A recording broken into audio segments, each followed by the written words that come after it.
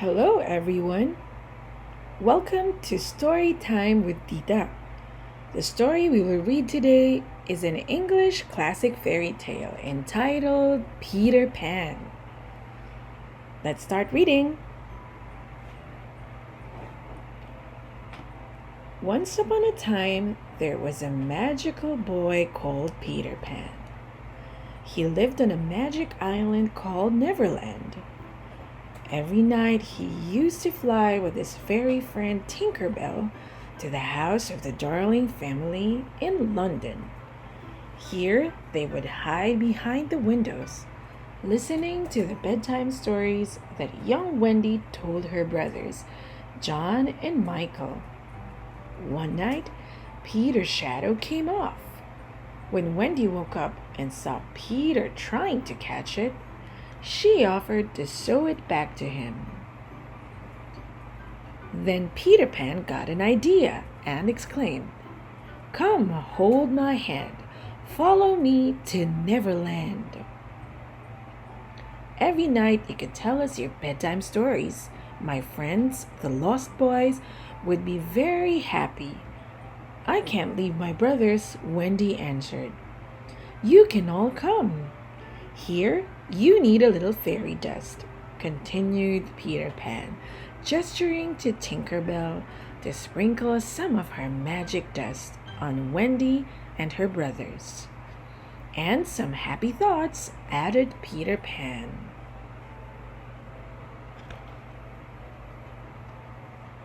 With the magic of the fairy dust and the power of their happy thoughts, Wendy, John, and Michael took off into the air behind Peter Pan and Tinkerbell. Flying over the town, they could see houses, gardens, parks, and monuments from above. It was a breathtaking view, an unforgettable experience. "It's fantastic! We can fly! We are heading for the sky!" Following the night stars, eventually the children approached an island, and Peter announced, "Here it is, Neverland. Can you see the Neverwood? Over there is the Mermaid's Lagoon, and a little further on, you can see the Indian camp. But watch out! Keep well away from that ship moored in the bay, because it's the pirate ship."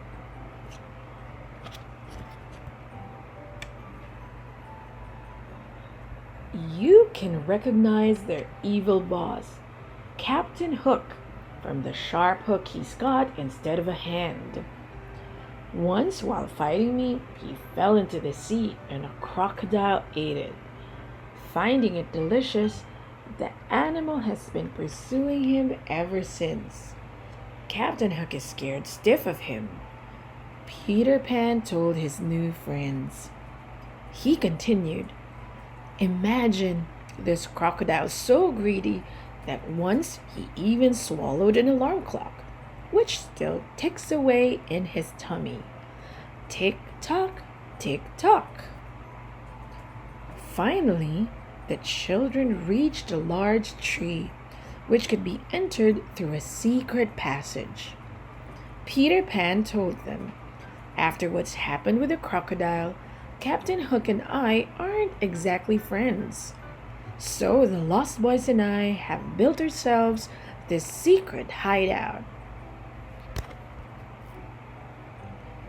The Darling children quickly settled into their new home. They spent their days playing together and exploring Neverland. But during one of their excursions, the pirates captured them and dragged them to their ship. Mischievous Captain Hook was plotting to use them as bait to finally catch Peter Pan.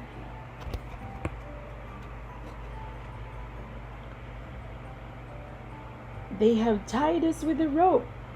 Peter, you're our only hope." The pirates tied Wendy to the mainmast and threw John and Michael into a big cage in plain sight. The desperate cries of the children reached the ears of Peter Pan, who dashed to the ship. Although Captain Hook was scanning the sky to catch Peter Pan's approach, the boy managed to land behind him without being seen.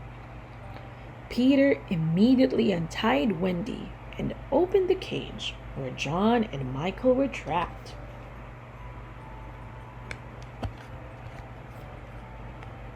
And then he tripped Captain Hook, who fell into the sea and immediately found himself face to face with a certain crocodile that knew him very well.